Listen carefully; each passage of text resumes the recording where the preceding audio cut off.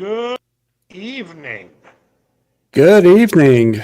Am I not on? Is my camera not on? I'm not sure. Especially because I'm coming up as DJ Rob. How is that happening? I don't know. Is that your alter ego? No, I'm much cooler than DJ Rob is. Oh wow. Low blow's already starting. Any ideas? I will remove myself and come back in. We'll go ahead and just take you offline for just a second while you work out your technical support issues on your own. But yeah, good evening, everyone, and welcome to another USDJN Monday webinar. I'm Rob Nickpon, the membership director, and it's always awesome to see so many of you tuning in tonight to continue learning, growing, and mastering your craft in the DJ and event industry. Every Monday, we bring real conversations and practical strategies from some of the most accomplished professionals, just regular people who are out there doing it and succeeding at the highest level. And, tonight's topic gets really to the heart of every successful business, the numbers, because while passion fills the dance floor, data also keeps the calendars booked. So our featured guest is a DJ and entrepreneur who's performed for icons like Elton John, Snoop Dogg, and, just really helped thousands of event professionals grow through education and strategy. So please welcome the one and only DJ Brian Buonassissi. Brian, welcome to the USDJ End. How are you today? Good, Rob. How are you, man? I'm good. Did I say your name right? You did. I'm pretty impressed. That's not usually a first time. It's usually a whiff. It's a whiff. Kind of like the Chicago Cubs usually are. But oh, wow. That's how to go there. Keith is starting this while World Series is starting. So we probably won't have the numbers because everybody's watching the Dodgers game. That's my guess. That's okay. We'll take it for what it's worth. So, Brian, I don't know if you remember, but I met you probably about this was before COVID. I think like 7-8 years ago at Casey's office. Okay. Yeah. I think you flew in and we kind of had like a roundtable discussion in Casey's office, and it was like you. I don't even remember. I know Casey was there, obviously.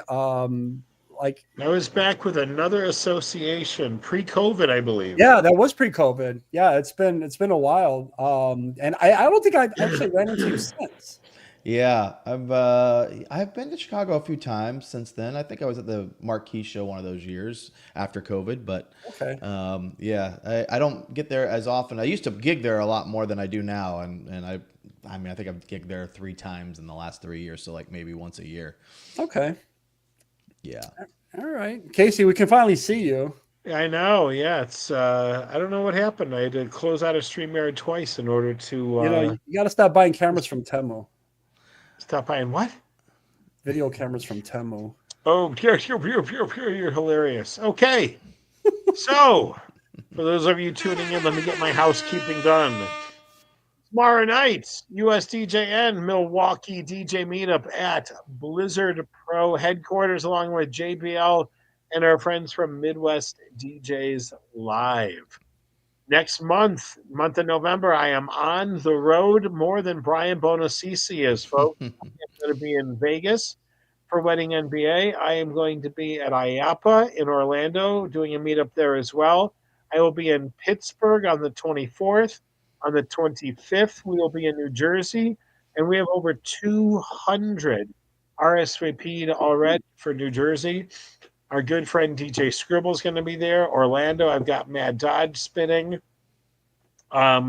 Pittsburgh, I think I'm going to be able to twist Digital Dave's arm to spin a little bit. And we've got a bunch of local guys that are spinning there as well. So we are definitely on the road. December, I'm going to be at LDI, and then I am home for Christmas.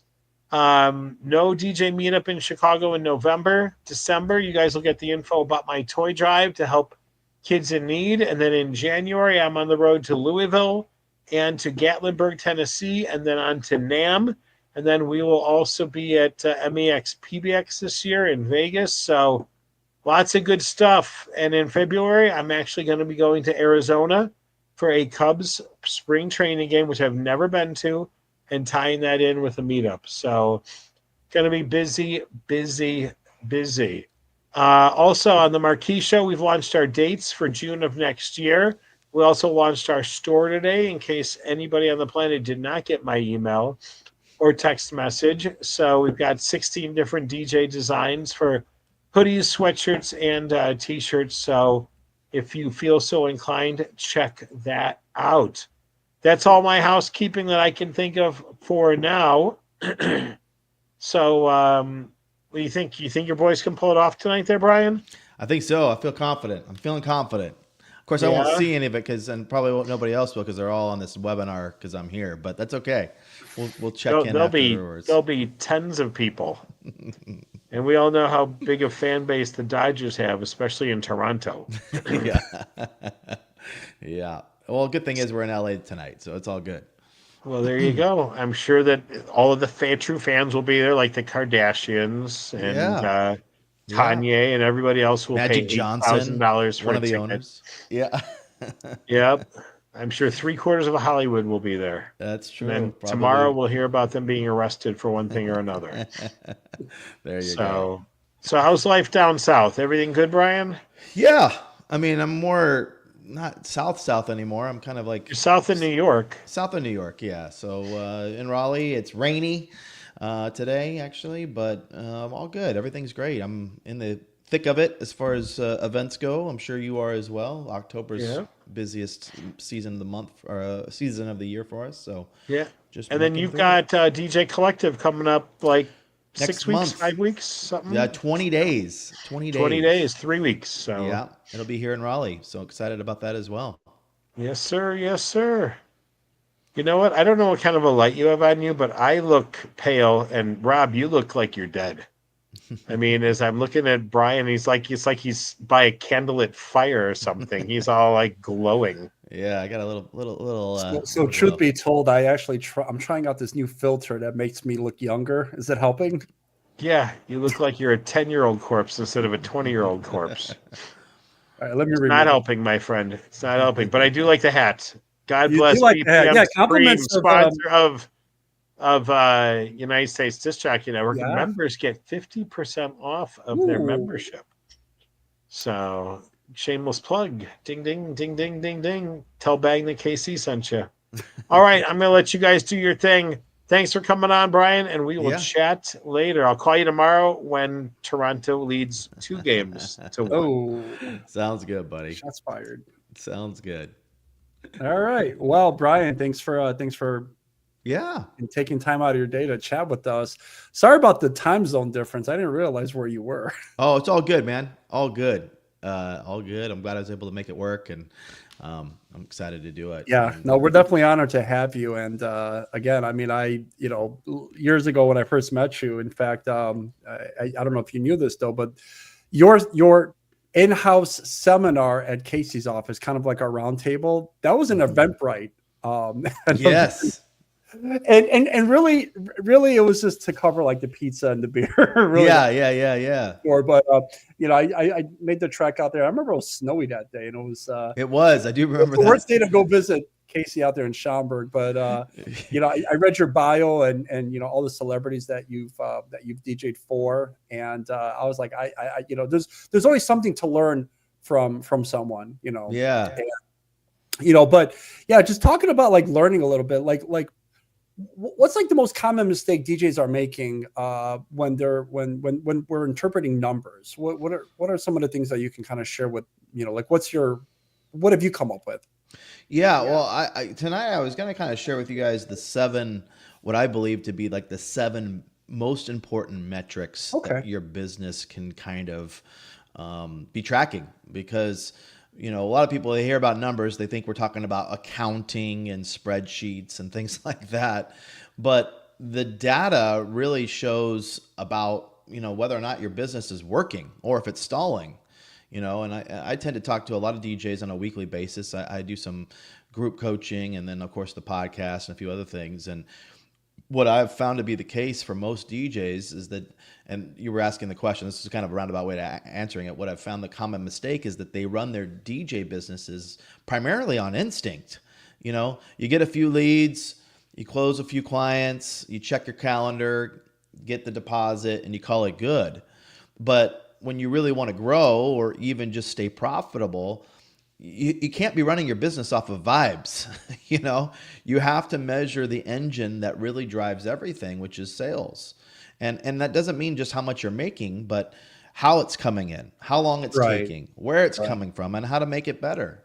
And that's kind of what I wanted to dive into with you all tonight is that whole idea of the 7 metrics that matter. Sure. No, you know what? That sounds like a great idea. So, versus me asking you a whole bunch of questions in advance, how about we do this? How about we just dive into your presentation? Yeah. And I'm pretty sure you're going to probably cover most of what I'm going to ask you anyway. Sure. And like this, I don't actually have a super solid, keynote presentation or whatever, but I can go through these 7 things and interrupt me at any point. This is super informal. So if you've got questions, or if anybody else is on the chat or whatever, feel free. Oh, absolutely. Are we sharing a screen, or are you just going to? No, I'm just going to go off the dome. Yeah. I got the little pad here with the seven things, and I can just kind of rattle them off, and we can go into each one. All right. Well, then let's go ahead and focus on you. Then I'm going to go ahead and switch the screen, and you'll get your solo layout. Go for it. Sure, man.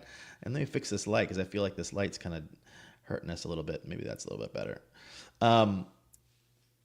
So really, there's 7 core numbers that I recommend every DJ track really monthly. And whether you're a solo op, multi-op, boutique, or just getting started, you don't need complex software. I like to say often that most people just need clarity. And what I want to do is just kind of walk through each one of these. And, again, if you have any questions as we go through this, just let me know. But the first one I wanted to make sure that you're tracking, first metric is inquiries. This is the number of new people that are reaching out to you. So whether that's through your website or direct messages on social media, email, planner introductions, however someone first expresses interest in booking you, that is an inquiry. And why that matters is that this shows your visibility. So if this number starts to drop, something's off with either your marketing, your planner relationships, or just your overall presence. And so the easiest way to kind of track this, if you will, is just logging every inquiry. And you can do this on a spreadsheet. You can do this on anywhere, CRM if you have one. But you log every inquiry by two things. One, by date. This is super critical. When did the inquiry come in? That's very important. And then the second one is by source. Now, a lot of DJs will typically do the standard referred by planner or referred by venue or Instagram or Google. And what I like to do is say that, those things are a great starting place, but you really want to get as granular as you can. So what I like to do a lot of times is put like planner hyphen and then the name of the planning company, venue hyphen the name of the venue. If it's social media, it will say social media hyphen Instagram or Facebook, or TikTok, whatever that is. And then, as you go through it, not just the marketing stuff, but even the advertising stuff. You don't want to just put advertising. You want to put, advertising hyphen the knot, or marketing the wedding show, the Windy, what is Casey's show? I always forget what it's called, but I think it's like the Windy City Wedding Show. Windy City Wedding Show. Those different things. And why that's important is because when you put, first of all, like as an example, venue, you can at a glance see all of the venues if you're sorting this on a spreadsheet. But then if you want to get super granular about it, okay, well, which venues are giving me the most business or sending me the most leads? What wedding show did I do this year that is all of a sudden the one I should be focused on spending my money with the next year? Does that make sense as far as like how to track it a little bit as far as the inquiries go? Hopefully it's kind of resonating with some of you guys here. So by date and then also source, okay? Now the second metric, that's called inquiries, right? The first one. The second one I want to hit on is bookings.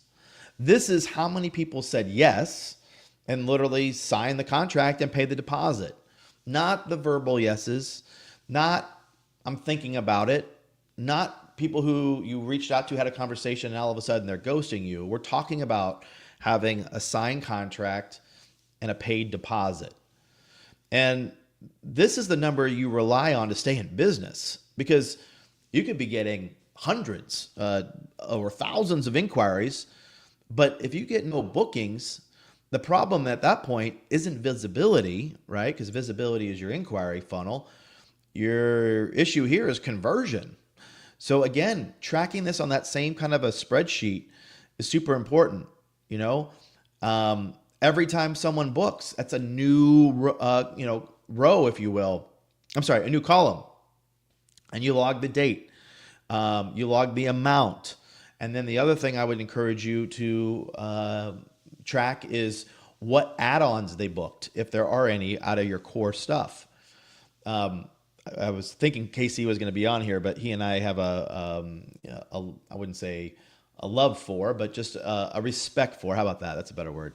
A respect for Marcus Lemonis, who's a Chicago native, I believe, or at least he lives there now, I believe. But anyway, he always talks about how if you have a storage facility or a warehouse or whatever, and product is just sitting on the shelf and it's never getting booked out, you might as well just burn cash, because that's what's happening. So sending out your add-ons and everything else is a good way, and knowing how many of those things are actually booking. Again, not going off of vibes and guessing, oh, well, I think I've got it out 90% of the time. But when you realize that the thing has only been booked out twice out of 100 shows, might be worth kind of getting rid of it, or trying to offload it to someone else, because it's not obviously not resonating with your clientele. So again, inquiries. Let's go back to the first two. Inquiries is by date, when did it come in, and then also what was the source. And again, getting granular with the source, not just venue, but the actual venue name after you put a venue hyphen, right? Bookings is going to be another column in this thing, and that's going to be a booking date, right? When they actually signed the contract and gave you the deposit. I usually land on the latter of the two. Whatever came in last, that's my booking date, because it's not officially booked until I get both the deposit and the signed contract. What was the amount?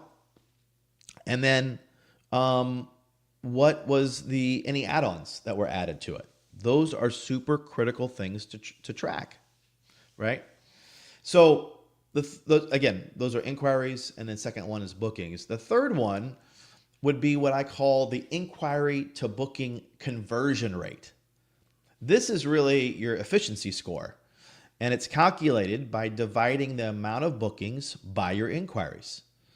So as an example, if you got, 50 inquiries in a month and you had 15 bookings, that's a 30% conversion rate.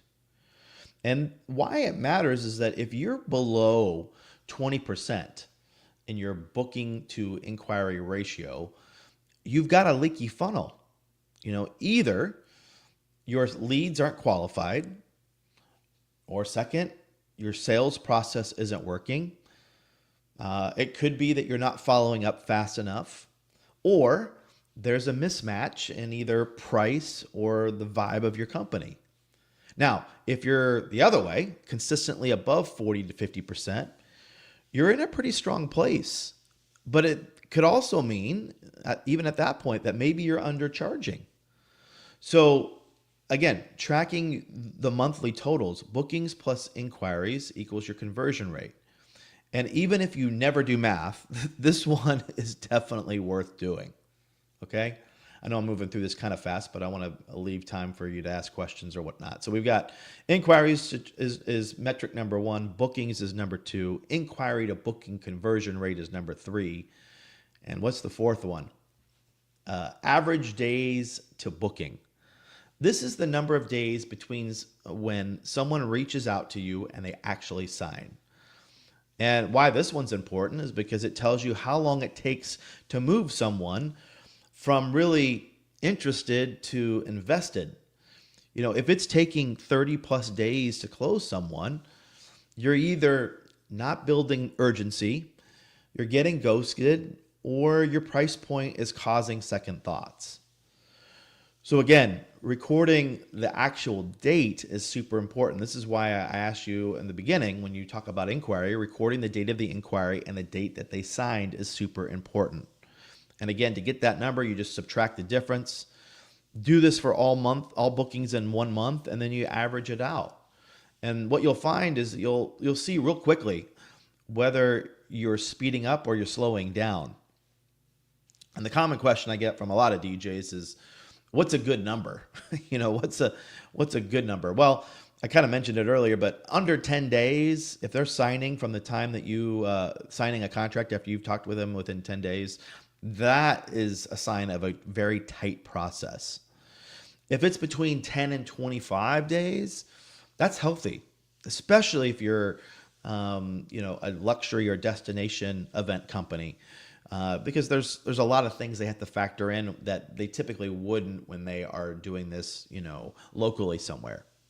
Now, if you are beyond 30 plus days between inquiry to booking date, something is dragging. Okay, so just be kind of aware of that. So let's go back. What are the 4 so far? We've talked about inquiries, we've talked about bookings, we've talked about inquiry to booking conversion rate, and then the fourth one was average days to booking. And you can really see that most of this is already calculated for you because you've already tracked some of this as they've come in, right? So let's talk about the fifth one, which is your top lead sources, right? Where are your leads coming from? Not just total volume, but literally by source. You need to know where this attention is coming from. It's great that that you got a ton of referrals from venues, but if you don't know exactly which ones, then you don't know where to spend your time in nurturing those relationships. And knowing where that attention is coming from is super critical because you don't want to just track where people find you. You want to track where they book from because every source generates a ton of noise. And some of them might have a ton of noise, but very little conversion. So you want to add, again, the source column is super important to that inquiry source, and start labeling every lead as best you can, even if it's a guess. Sometimes, you're never gonna. I heard one DJ say that, they have it on their form and no one fills it out, or they don't want to put it on their form because they don't want people to not get accurate information. Well, getting close to accurate information is better than none at all. And I feel like it's super important to label it as best you can. I mean, for me, I know we're on certain lists with certain venues. And so if I know that someone called from a venue, unless they specifically say we got it from Instagram or somewhere else, I'm going to assume it was because of that vendor list. It only makes them look better if I track it that way. And for me, it's probably a pretty good chance that might have sealed the deal anyways, me being on that vendor list. And, eventually you'll be able to say, so-and-so brings in 30% of my leads, but only 10% of my bookings, right? And that's kind of insightful too, right? Knowing just because they generate a ton of leads, but if they don't book, then there's a problem there. There's a mismatch. So again, let's go back through the 5. We got 2 to go. We got inquiries, bookings. Number 3 was inquiry to booking conversion rate. The 4th one is average days to book. The 5th one is top lead sources. And then the 6th one is top revenue sources. This is the source of your highest paying events. And this might be different actually from your top lead source. As an example, you might get 10 leads from one venue, but they all book at your lowest package. Meanwhile, you get 2 leads from planner B and they both book your top tier. At that point, guess who's getting the better thank you gift, right? The one that's sending you the more money. And this is more than just knowledge. This is about being strategic. Where are your most profitable clients coming from? Not just who's sending me work, but who's sending me great work. So, you got to be tracking the dollar amount, even if you're nervous. You got to track what that dollar amount is.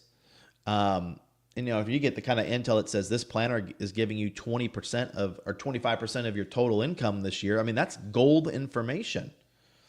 I also love to go into venues, at the end of the year, or actually I do it 4 times a year, and I go into each of these venues and say, hey, listen, I just want you to kind of have a state of the industry, if you will, of how these leads are doing that you're sending our way. We last year got 30 of them. This year we only got 10. That's a great conversation to have because you're tracking it. Or, we have a brand new venue we started working with in our Florida market, and they're sending us a ton of leads, 30 to 40, I don't know, every couple months. And the problem is only about 3 or 4 of these are booking out of the 30 that they've given to us. So it gave me a reason to go into the venue and say, hey, listen, here are the names. Here are all the ones that came in, and they're not booking.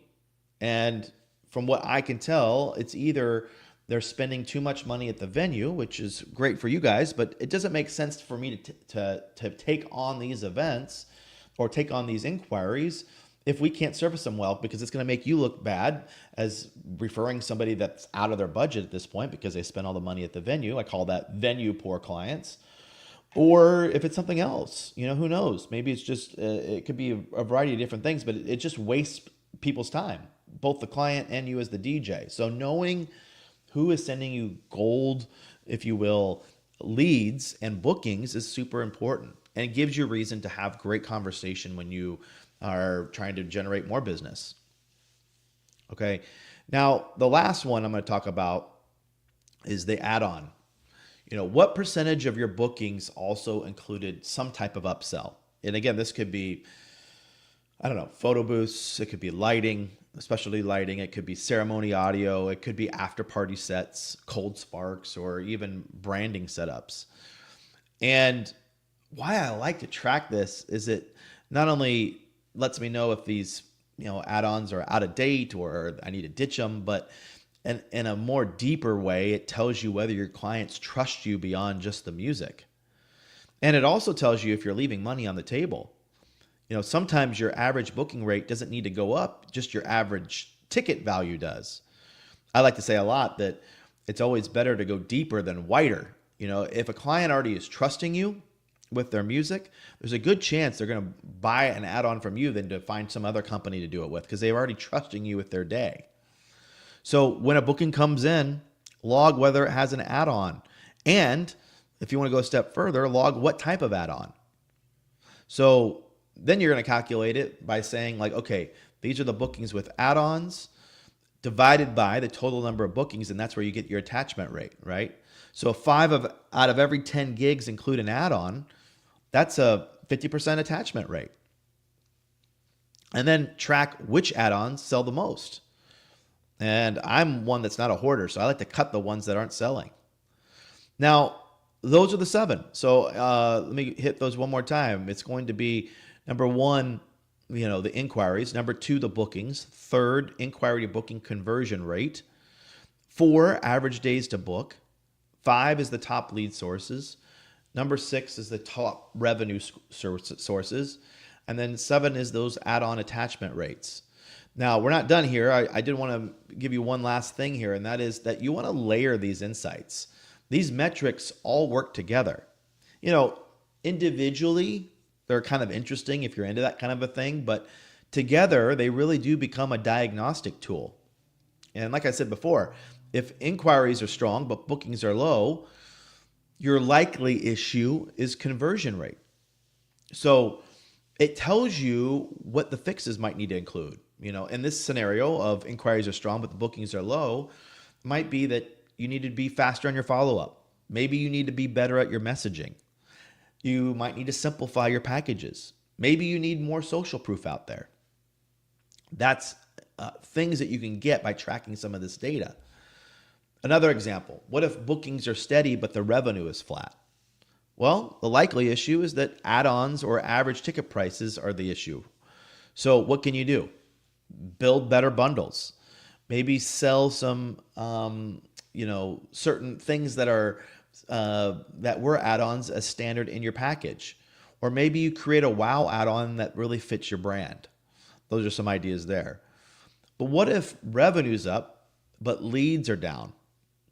Well, that usually is a good problem, right? Because you always want to have more revenue, even if your leads are down. It doesn't matter because your revenue's up. But the likely issue in this scenario is what? Your visibility.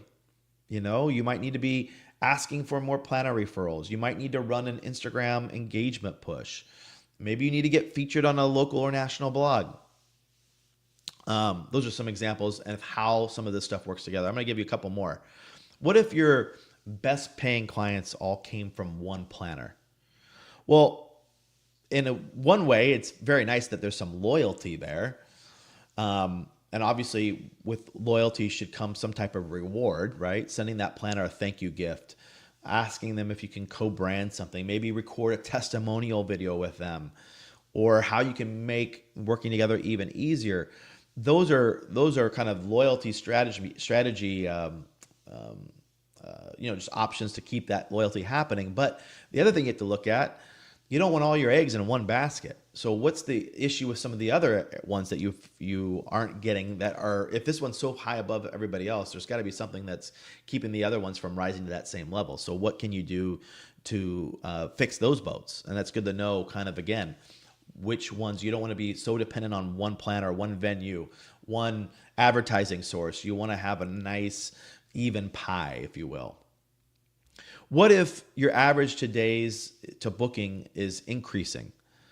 Well, the likely issue there is your follow-up. So maybe you use some like automation. If you're on a CRM like HoneyBook or DJEP, maybe you need to add more urgency to proposals. Like this price is only good for 3 days, and it might go up because who knows, based on availability and things like that. Maybe you need to send a just checking in type of video like 3 days after the inquiry. Or maybe you need to clarify next steps better in your first response. Again, these are all things based on the totality of all the data that you're tracking, where these things all work together, all of these individual line items that you're tracking. Bottom line is really the numbers don't lie, and they won't always give you the answer, but they'll definitely, point out where you need to look, where you're leaking, where you're leveling up, where you're coasting. And, you could be like, hey, man, I'm a creative. I'm not about the numbers. And this isn't about becoming a data nerd. It's about becoming smarter and more intentional as a business owner. And you might have what it takes from a talent perspective to be successful, but these metrics are making sure that you're not guessing. So I just wanted to encourage you, if this is something that you haven't done before, or maybe you're slacking in it, kind of give you some homework to track these 7 for the next month. And the question you have to ask yourself when you track this stuff is, what is my business trying to tell me? And if you listen closely, your sales engine will always point the way. So that's my little spiel tonight on tracking your business with certain metrics. And these 7 metrics are the ones I believe are the most important to be tracking. Again, if you're just starting out, if you've been in the business a while, you need to be tracking these kind of metrics. Wow, that was I wrote most of this stuff down, Brian. You nailed a lot of what I should be doing and what I'm actually not doing currently. And cool. Yeah, it was super informative. So, a couple of questions actually came up off platform. I'm going to read one here. When did you personally realize that data was the key to growth in your business? Early on. Again, I lived in Florida for about, 2006 through 2011. And I was that's when I really grew my multi-op business. And it was all referral based. I could do advertising all day long, but because we were a destination location, they always booked the venue first. And then very closely second was the planner.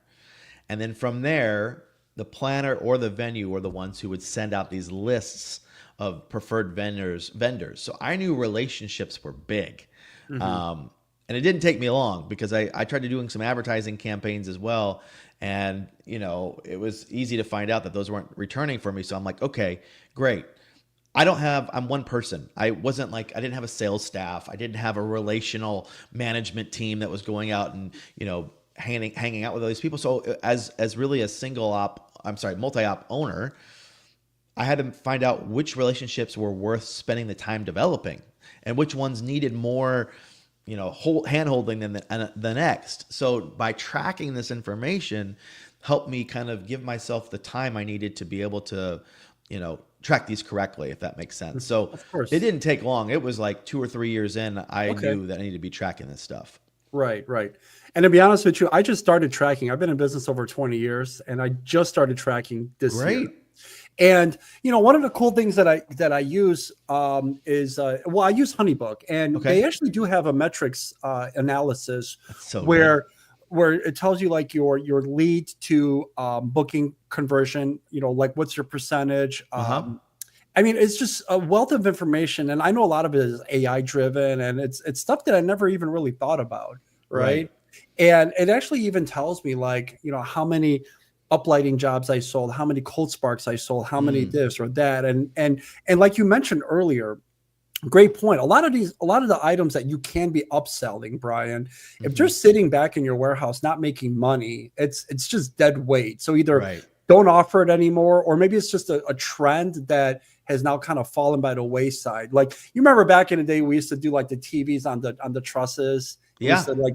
We don't do that anymore because now it's LED walls, or we've got the fancy Toad boots or the Humpter boots, or Top Light DJ boots by Ray Borgia. So these are things that we're starting to incorporate. So now we're starting to slowly sell off a lot of these items. Right. So it's amazing, like the decisions that you can make based on the information that you have. So kudos for you for actually bringing that up. Yeah. Here's another question that just came in right now. What is a simple system or tool you'd recommend to start tracking performance? Now, I know you mentioned DJ EP. You also mentioned Honeybook, which I'm using. What's a simple system or tool that you would recommend to kind of start off with? A Google Doc. Honestly. Yeah, I was just about to say Excel or Google Sheets. Yeah. Before I even got on DJ Event Planner back in the day, And that, you know, let's see, I was in business for, 96 through 2008 before I jumped on. So 12 years Oh before I wow. ever got a CRM. Oh And I wow. was tracking this stuff manually with just an Excel document. This is before they even had Google, Google Docs or anything on the Sure. cloud. Sure. And I just knew that I needed to be like keeping track of these leads better because each lead represented dollars to me. And so I'm like, I can't just be like, hey, if they don't get back to me, they don't get back to me. I've got to be treating these like, they're super important, like they're a dollar sign. So Right. I started with, and I would just say that, like, don't feel like you have to invest in a CRM right away. Is it helpful? Absolutely. Is it going to change your business for the positive? Absolutely. But I do understand bootstrapping, right? You got to get to a certain level where you have, money in the bank to be able to do this. And if you've only gotten 10 or 15 jobs a year, I'm not expecting you to go out and buy a CRM today. So use the tools that are free, which Sure. are, again, Google Docs is a great way to start for now. And there's probably other document tools like that. But I mean, I kept all mine on Dropbox using just old school Excel. And every week I would print out, where I am and where we stand within the sales business. And that would help me push me too, because sometimes you can get lazy. If I, didn't set goals for myself on what I wanted to bring in every month, and I didn't know where I was in the month. It's easy to kind of get lost in your way because you're working, especially in a month like October when everyone's busy, you know, seeing that every week and printing this off for myself. Okay. I'm at 50% of my goal. I really have a long way to go to get to where I want to be. So it was great being able to have that tracking mechanism in place to Sure. keep me on task. Sure. Sure. So I have more of a question that came across in a group chat that I'm part of, and I wanted your opinion on it. Sure. So there's this one DJ who I know that basically starts off with every DJ inquiry with the lowest package possible. Once the client signs, then he starts building up on top of it and saying, "Oh, by the way, we could also add this. We could also add that." Right. So it's kind of like car purchase, right? You buy a basic, and then next thing you know, it's like all these add-ons come up, right? And next, it just gets out of hand. Is that something that you recommend doing, or do you want to? Are you more like upfront with your clients and say, hey, listen, based on what your needs are, what I think you need, this is where we can start. And in addition to that, this is stuff that we also offer instead of kind of like backdooring it. Because one of his arguments to me was, what you want to do is you want to book them first, whatever it is, the lowest package, the most affordable package, and then you can upsell later on, whether it be photo booths, uplighting, monograms, etc. What are your thoughts about all that? I mean, again, it kind of comes back to like a bait and switch kind of thing. Sure, I agree with you. I get it. It can sound like a smart move because and it's definitely a strategy. But if it's your default move because you're afraid to lead with your full value, the long term, it's not going to help you. If your market is extremely, price sensitive, or maybe they're not familiar with what DJs really do, Right. starting with a smaller package can remove some of that friction and kind of get the clients in the door. Sure. And then once they experience your onboarding and your planning and the way you actually care, then you've earned that upsell opportunity, right? Sure. This is common more for like budget conscious regions, or more what I would say like volume based businesses, or even newer DJs who are building trust. But Sure. the key is you have to have a strong post booking sales funnel if you're going to do that, right? That you're using basically what I would call a foot in the door model. They use this low cost based package just to establish a relationship, make their higher ticket items feel like a natural next step, right? And then they increase perceived value over time. Right. It's not a good move if you're just afraid to lead with value. If you're defaulting to a low package because you're nervous about presenting a higher price, to me, that's not a strategy. That's really just hesitation. Right. It basically trains your clients and referral partners for that matter to think, start small, and if I feel like upgrading, later. And to me, Right. that's a risky way to build your calendar. Right. And I guess his model was, he kind of compared it to like going to like a fast food franchise, right? Mm-hmm. So you just get the combo, right? But then Mm-hmm. they'll say, hey, for an extra 50 cents, you can upgrade to a large. Yeah. But that's kind of like what his argument to me was. Again, short term sounds great. I think long term that hurts you because Right. people are always like, you know, what's why is it all of a sudden that you're saying that your packages are here, but we always end up spending, 3 or 4 times this, and Sure. people start to understand. So like it doesn't really. I don't know. I think at some point you're going to that like once you've been in the business a while, that strategy is going to fall flat at some point. I agree. That's actually really good advice. So if someone is watching tonight and takes one action this week to strengthen their sales engine, what should it be? Start with creating some type of tracking sheet, and if nothing else, I mean, as we moved on later in the different things to track, it kind of got a little bit more complicated in the terms of what you're tracking. But at the very least, when that lead came in and who it came from, those would be the 3 things I would be tracking. The other things, like when it booked, that's kind of easy to track later on down the road when you go back into your, bank account to see when the deposit hit, or whatever the case may be.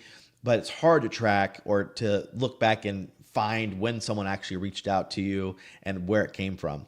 So those things you want to write down right away. When did the booking come in and who did it come from, and be as granular as you can in it.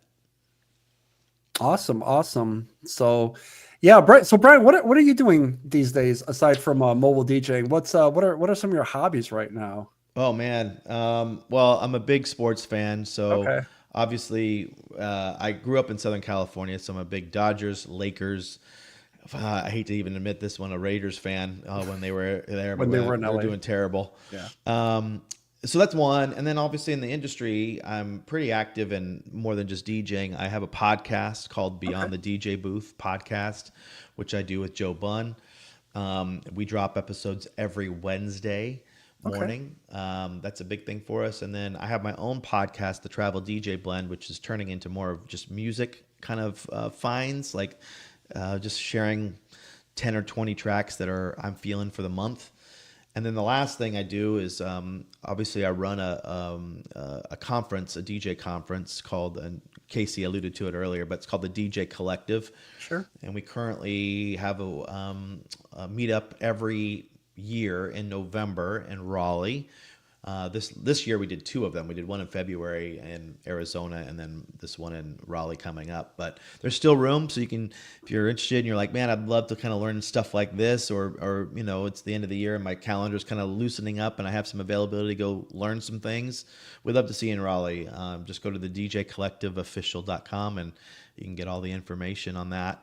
And then the last thing is I'm coaching. So I every week I meet with about up to 15 DJs every week, and it's an hour and a half. And if you're interested in that, just check out my Instagram, not my personal one, but the business one, which is the DJ's Creative Edge. Again, the DJ's Creative Edge is my Instagram handle for all my coaching stuff and public speaking stuff. So if you want to check that out and you're looking to do stuff, and with all that going on, I don't really have time for much else, so I just kind of track that stuff. It's the DJ's Creative Edge. Sorry about that.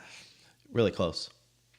Oh, I was trying to help you out here, and I actually skipped that. It's all good. Let's fix it for you, just so everybody can have it. There it Does is. that look about right? Yeah. Every week I drop 2 or 3 things on the Instagram there, a couple of reels. So there's a lot in there currently you can check out. And if you want to join, love to have you. But I'm so grateful for this association, the USDJN, for having me and doing this kind of a thing. I think it only helps the whole industry. So thanks, Rob and Casey, for making this something absolutely weekly. Yeah, thank you. Yeah, Brian, that was fantastic. And thank you for breaking down the science behind the success and just showing us like how how these numbers could actually help us DJs, not just I'd imagine not just DJs, but basically anybody within the event industry. Oh, totally. Yeah, this isn't DJ specific at all. This Oh, absolutely. is for, in fact, before I was a DJ, I was in a variety of different, Fortune 500 companies I worked for. I did stuff for nonprofit. So I've been in a lot of different sectors. and all of them, if you want to grow your business, you have to be tracking your sales. You have to be tracking where these things are coming from and how you're doing. Otherwise, you're running your business blind for the most part. So this really helps kind of take the blinders off to see like where your leaks and wins and losses and all those are coming from. So yeah, it's been something that's been a big part of my success for sure. Yeah, absolutely. So yeah, to everyone watching tonight, just remember, data doesn't have to be scary, as Brian pointed out. It's all about spreadsheets. It's all about clarity. When you know your numbers, you can make smarter choices, serve your clients better, and grow with confidence. Yeah. So that's it. Yeah. So join us next week, Monday, November 3rd, for midweek Monday. Midweek Money, rather, game shows and bar trivia with Tom D. It's it's gonna be fun and a high energy session, turning midweek entertainment into consistent income. And so we're out. I'm Rob Nickman with the United States Disc Jockey Network. Keep learning, keep growing, and keep the party alive. Sounds good. All right. Have a great night, Brian. Thank you again. Appreciate you. See you guys. See ya.